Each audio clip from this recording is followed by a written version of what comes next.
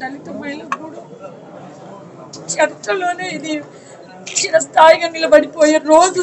ఎందుకంటే ఈ 60-70 ఏళ్లలో కూడా ఎవరు కూడా ఒక దళిత మహిళలకు స్థానం, ఒక చైర్పర్సన్ స్థానం అనేది ఇవ్వలేదు. కానీ మొట్టమొదటిగా ఈ రోజు చరిత్రలో మిగిలిపోయే రోజుగా అందరూ కూడా గుర్తించుకోవాలి.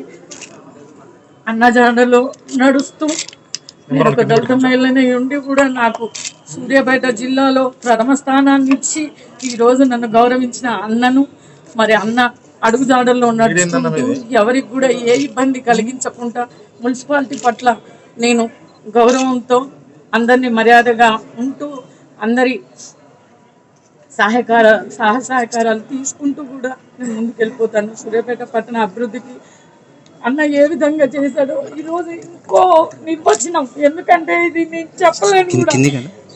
గత 6 ఏళ్ల నుంచి నేను ఒక వార్డు అధ్యక్షురాలుగానే పనిచేసిన తర్వాత సూర్యాపేట జిల్లాలో టికెట్ కూడా ఇవ్వడం అన్న నాకు అసలు ఊహించండి.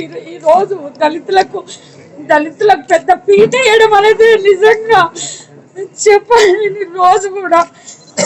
అన్న నువ్వు చిరస్థాయిగా సూర్యాపేటలో నిలిచిపోతావన్నా.